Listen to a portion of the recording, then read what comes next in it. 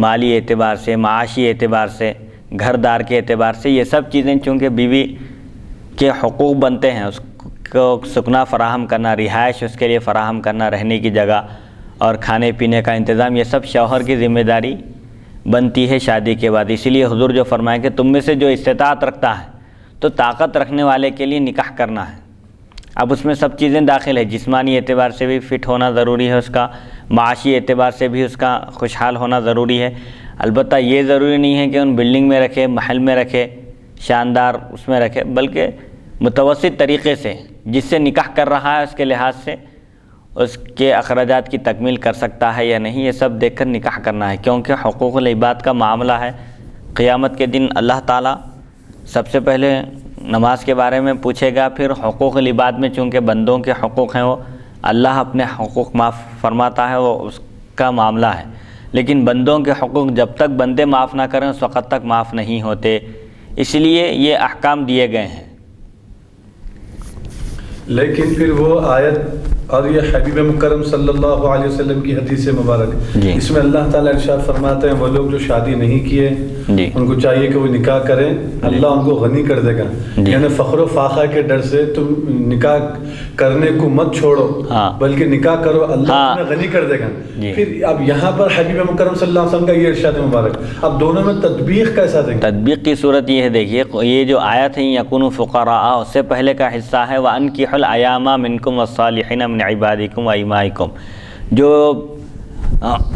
ایسی عورتیں جن کے شوہروں کا انتقال ہو گیا اس کے بعد وہ شادی کرنا نہیں چاہ رہی ہیں، ایامہ کا ذکر ہے، ایم گانے لا زوجہ لہا، التی لا زوجہ لہا، وہ عورت جس کا کوئی شوہر نہ ہو، شوہر کا انتقال ہو گیا، اب ایم ہے، اب نکاح کرنے سے ڈر رہے ہیں کہ بھئی اب نکاح کریں گے تو اخراجات کی تکمیل کیسے ہوگی، خرچ کیسے چلے گا، یہ اگر خیالات آ رہے ہیں تو یہ درست نہیں ہے۔ اللہ تعالیٰ فرماتا ہے کہ اگر ان لوگوں کو فقر و فاقے کا ڈر ہے، کھانے کا مسئلہ ہو رہا ہے، تو رزق تو اللہ تعالیٰ نے ہر ایک کا مقدر کر دیا ہے، انسان کوشش کرے یا نہ کرے اس کے مقدر میں جتنا رزق ہے، اس کی روزی ہے، برابر اس کو وہ پہنچ کر رہے گی۔ حدیث شریف میں آیا کہ کوئی نفس اس وقت تک نہیں مرے گا جب تک کہ وہ اپنے رزق کی تکمیل نہ کر لے، اس کے مقدر میں جتنا رزق روزی لکھی ہوئی ہے جب تک نہ وہ استعمال نہ کر لے اس وقت تک اس کا انتقال نہیں ہو سکتا۔ تو اس آیت کا ایک پس منظر ہے، وہ اس ضمن میں اللہ تعالیٰ فرماتا ہے کہ اگر وہ تنگ دست ہیں، فقیر ہیں، فقیر ہو جائیں، محتاج ہو جائیں تو اللہ ان کو اپنے فضل سے بے نیاز کر دے گا، یہ یقین رکھنے کی ضرورت ہے۔ اور پھر جو درجے بتائے گئے ہیں نکاح میں، اگر کسی کو یقین ہے کہ وہ بیوی کے حقوق ادا نہیں کر سکے گا تو اس کے لیے نکاح کرنا حرام ہے، ظلم کرنے کا اندیشہ ہے، خوف ہے تو نکاح کرنا حرام ہے، کیونکہ حقوق العباد سے اس کا تعلق ہے۔ ظلم کرنے کا اندیشہ کا مطلب یہ ہے کہ جب بیوی کے اور بچوں کے حقوق پورے کر نہیں سکیں گے تو ظلم ہو جائیں گا، ظلم ہو جائیں گے، ظلم ہے وہ ان پر۔ تو بہرحال مسلمانوں کو یہ عقیدہ رکھنا چاہیے، یہ خیال، یہ یقین رکھنا چاہیے کہ اصل روزی دینے والا اللہ تعالیٰ ہے اور بندے کا کام ہے کوشش کرنا، بس اپنا جو کام ہے ہم کرنا چاہیے۔ السعی منا والاتمام من اللہ، کوشش کرنا ہمارا کام ہے اور اس کو پائے تکمیل تک پہنچانا، اس میں کامیابی عطا کرنا یہ اللہ تعالیٰ کے دست قدرت میں ہے، وہ اپنے فضل و کرم سے جس کو چاہتا ہے نوازتا ہے۔ تو یہ شادی کرنے کا مقصد یہ بھی نہیں ہونا چاہیے کہ بھئی ہم فقیر ہیں، محتاج ہیں، اللہ تعالیٰ بے نیاز کر دے گا۔ تو ہمارا ہر کام صرف اللہ کے لیے ہونا چاہیے، اپنے ذاتی اغراض، ذاتی مفادات کے لیے، ذاتی مقاصد کے لیے نہیں ہونا چاہیے۔ کسی سے محبت بھی ہو تو اللہ کے لیے، کسی سے نفرت بھی ہو تو اللہ کے لیے، یہ شریعت میں تعلیم دی گئی ہے۔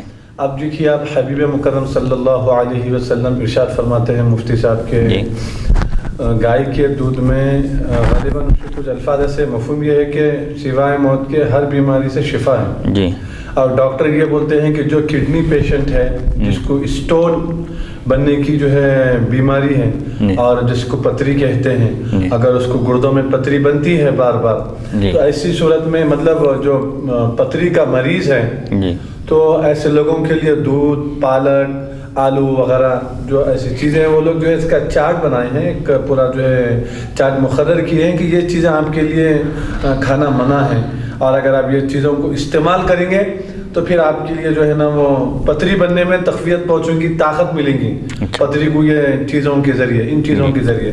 تو لہٰذا آپ دودھ وغیرہ کا بھی استعمال نہ کریں. لیکن یہاں پر اس حدیث شریف میں جو میرے آقا فرماتے ہیں شہد جو ہے ہر بیماری کی شفا ہے، کیونکہ اللہ عز و جل کا ارشاد مبارک ہے. لہٰذا اگرچہ کہ اس کی تاثیر گرم ہو، اس کی تاثیر گرم ہو، اور جب اجابت آنا شروع ہو جائے تو گرمی کی وجہ سے اجابتوں میں اضافہ ہوتا ہے، اجابتیں اور زیادہ بڑھ جاتی ہیں. لیکن اس کے باوجود بھی رسول اللہ صلی اللہ علیہ وسلم شہد استعمال کرنے کی اجازت دیے ہیں، بلکہ تاکید کیے ہیں.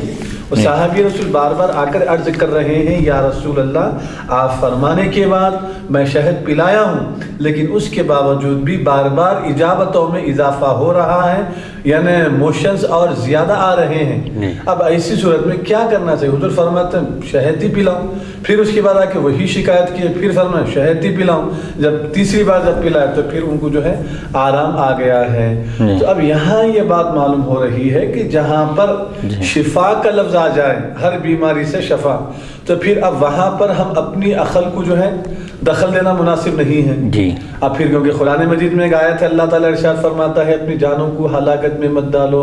جبکہ ڈاکٹر یہ فرماتے ہیں کہ وہ چیزیں جس کی وجہ سے آپ کی بیماری میں اضافہ ہوتا ہو، بیماری بڑھ جاتی ہو، ایسی چیزیں ہم استعمال نہ کریں. پھر قرآن اس بات کی تائید کر رہا ہے کہ تم اپنی جانوں کو ہلاکت میں مت ڈالو، یعنی ایسی چیز جس کے استعمال کرنے سے ہمارے کو جو ہے نا نقصان ہو سکتا ہو، ہماری تکلیف اور بڑھ جا سکتی ہو، اضافہ ہو سکتا ہو، تو پھر اس سے قرآن منع کر رہا ہے. کیوں؟ اگر ہم یہ استعمال کریں گے تو پھر اپنی جانوں کو ہلاکت میں ڈالنا ہے. پھر یہاں پر میرے آقا یہ ارشاد فرما رہے ہیں، یہاں پر قرآن کا یہ حکم ہے. دودھ کا ذکر کہاں ہے؟ میں ایک حدیث پڑھا میں غالباً ابو داؤد کی کچھ روایت ہے وہ میں پڑھا، میری نظر سے بھی گزری حدیث وہ، اور باقاعدہ کتاب کا حوالہ بھی دیکھا میں، ایون حدیث نمبر بھی میرے ذہن میں تھا، اب یاد نہیں آ رہا اس وقت میرے. تو گائے کے دودھ میں ہر بیماری سے شفا بول کے آیا. تو اب جہاں پر شفا کا لفظ آیا ہے یعنی ہر بیماری سے شفا ہے اس میں. جیسا شہد کے بارے میں آیا ہے ویسے ہی گائے کے بارے میں. شیخ الحدیث خواجہ شریف مل صاحب سے بھی میں جو ہے دریافت کیا تھا. مل صاحب فرمائے تھے بیٹے یہ حدیث ہے بول کے، کیونکہ کتاب میں پڑھنے کے بعد اپنے ہے نا شیخ بزرگوں سے بھی اپن جو ہے تھوڑا سا اس کی تصدیق ہو جائے بول کے. میں مل صاحب سے پوچھا تو ہے بیٹے بولے مل صاحب حدیث شریف ہے. تو بتانا یہ چاہتا ہوں کہ اب اس کو تطبیق کیسے دی جائے، جبکہ قرآن میں اللہ یہ فرما رہا ہے اپنی جانوں کو ہلاکت میں مت ڈالو. یہاں پر حبیب مکرم صلی اللہ علیہ وسلم کا میرے آقا کا یہ ارشاد مبارک ہے. اب اس میں ہم فرق کیسا کریں گے؟ یا ڈاکٹروں کی بات سننا چاہیے، یا قرآن مجید میں اللہ تعالیٰ جو ارشاد فرما رہا ہے وہ سننا چاہیے، یا میرے آقا حبیب مکرم صلی اللہ علیہ وسلم کی بات سننا چاہیے؟ اب اس میں امت کے لیے تعلیم کیا ہے؟ اب یہ تین چیزیں اس کے اندر ایک ہی وقت میں آ گئی ہیں. تو دیکھیے پہلی بات یہ ہے کہ قرآن اور احادیث میں جو ہدایات دیے گئے ہیں، جو ارشادات آئے ہیں حضور پاک علیہ السلام نے، چونکہ امت مسلمہ کی قیامت تک رہنمائی کرنا تھا تو آپ نے اصول بتا دیے کہ شریعت میں جن کاموں کا حکم نہیں دیا گیا یا قرآن میں جن چیزوں کی صراحت نہیں ہے، خاموشی اختیار کی گئی، وہاں پر اجازت ہے. اللہ تعالیٰ نے حلال کو واضح کر دیا، حرام کو واضح کر دیا، اور جن چیزوں کے بارے میں سکوت اختیار کیا گیا، خاموشی اختیار کی گئی، وہاں پر پوچھنا بھی نہیں چاہیے. ایک چیز ہے. اور دوسری چیز یہ ہے کہ مزاج کے لحاظ سے بعض دوائیں بنتی ہیں اور بعض دوائیں نہیں بنتی. تو ایک چیز باعث شفا ہوتی ہے، شفا کا سبب ہوتی ہے، لیکن دوسرے کے مزاج کے لحاظ سے نہیں بنتی ہو، تو اس کے لحاظ سے دیکھیے جیسے ڈاکٹرز خود مریضوں کے لیے الگ الگ اوقات میں الگ الگ دوائیں تجویز کرتے ہیں. پہلی مرتبہ جب گیا مریض، اس کے اندر نقاہت ہے، سمجھے کمزوری ہے، تو اس کے حساب سے اس کو دوا دیتے ہیں، ٹیبلٹس دیتے ہیں. بہرحال اس کے اندر پہلے بہتری لانے کے لیے، اس کی صحت میں تندرستی لانے کے لیے اور اس کے اندر اس کو تقویت پہنچانے کے لیے ایک الگ دوائیں دی جاتی ہے. پھر جب دوسری مرتبہ جاتا ہے مریض، رجوع ہوتا ہے 1-2-3 دن کے بعد، تو پھر اس کے بعد کبھی ضرورت پڑی اگر بدلنے کی دوائیں تو بدلتے ہیں یا اسی کو جاری رکھتے ہیں. تو یہ مزاج کے لحاظ سے ہے انسان کے، کسی کے لیے وہی چیز باعث شفا ہوتی ہے اور کسی کے لیے نقصان کا سبب بھی ہو سکتی ہے اس کے مزاج کے لحاظ سے. تو مزاج بدلنے سے علاج بھی اس کا بدلنا پڑتا ہے. ایک ہی شخص ہوتا ہے، اس کا ایک علاج ہوتا ہے، لیکن اسی بیماری میں مبتلا دوسرا شخص رہتا ہے، لیکن اس کے لیے ایک الگ علاج تجویز کیا جاتا ہے. تو یہ چیزیں جب تک شریعت کے اصول سے نہ ٹکرائیں، چاہے وہ دنیاوی ڈاکٹرز ہوں یا حکما ہوں، یونانی ہوں، ہومیوپیتھک، شریعت کے کسی قاعدے سے نہیں ٹکرانا، تصادم نہیں ہونا شریعت سے بس. اسی لیے اگر ٹکرا رہی ہے تو وہ سائنس غلط، وہ تحقیق غلط، وہ پوری ان کی لیبارٹری میں جو عمل ہوا ہے تحقیق کا وہ سب بیکار ہے. سمجھیے یہ شریعت یہ کہتی ہے کہ حضور پاک علیہ الصلوۃ والسلام کے اس دنیا سے وصال فرمانے کے بعد بھی بہت ساری چیزیں وجود میں آئیں. خود قرآن مجید آج جو ہمارے سامنے جس شکل میں موجود ہے، حضور پاک علیہ الصلوۃ والسلام کے عہد مبارک میں اس شکل میں موجود نہیں تھا، مختلف اوراق پر مختلف چیزوں پر لکھا ہوا تھا. لیکن صحابہ ضرورت محسوس کیے. جنگ یمامہ ایک جنگ ہوئی جس میں تقریباً 700 حفاظ صحابہ شہید ہو گئے. حضرت عمر رضی اللہ عنہ حضرت ابو بکر صدیق رضی اللہ عنہ کی خدمت میں حاضر ہو کر عرض کیے کہ جنگ یمامہ میں 700 حفاظ صحابہ شہید ہو گئے. اگر حفاظ صحابہ کی شہادت کا یہی سلسلہ جاری رہا تو ایک دن قرآن ہمارے ہاتھ سے نکل جائے گا. لہٰذا قرآن مجید کو ایک جگہ جمع کرنے کی ضرورت ہے. حضرت ابو بکر صدیق رضی اللہ عنہ فرمائے کہ یہ ایک ایسا کام ہے جس کو حضور نہیں کیے، میں کیسے کروں؟ تو حضرت عمر رضی اللہ عنہ عرض کیے کہ یہ اچھا کام ہے، یہ اس میں کوئی برائی نہیں ہے، کوئی قباحت نہیں ہے، ایک بہتر کام ہے، اچھا کام ہے. اصرار کرتے رہے یہاں تک کہ حضرت ابو بکر صدیق رضی اللہ عنہ کو بھی شرح صدر ہو گیا کہ آپ کے دل میں بھی یہ بات آ گئی اور اطمینان ہو گیا کہ واقعتاً یہ کام کرنے کی ضرورت ہے، قرآن مجید کو یکجا کرنے کی، ایک جگہ جمع کرنے کی ضرورت ہے، ورنہ قرآن مجید ضائع ہو جائے گا، حفاظ صحابہ شہید ہو جائیں گے تو ان کے ساتھ قرآن چلا جائے گا. یہ کہہ کر پھر آپ اس وقت حکم دیے جو کاتبان وحی تھے حضور پاک علیہ الصلوۃ والسلام کے زمانے میں، جو صحابہ قرآن مجید کی کتابت کیا کرتے تھے اور اس میں اتنا اہتمام کیے کہ جب تک ایک آیت کے بارے میں دو صحابی کی تصدیق نہ ہو جائے اس وقت تک اس کو قبول نہیں کیے. بہرحال اس اتقان کے ساتھ، اس عمدگی کے ساتھ اور اس وثوق کے ساتھ، پورے اعتماد اور بھروسے کے ساتھ قرآن مجید کو جمع کیا گیا. تو یہ قرآن اور حدیث کی کسی حصے سے اس کا ٹکراؤ نہیں ہو رہا، تصادم نہیں ہو رہا.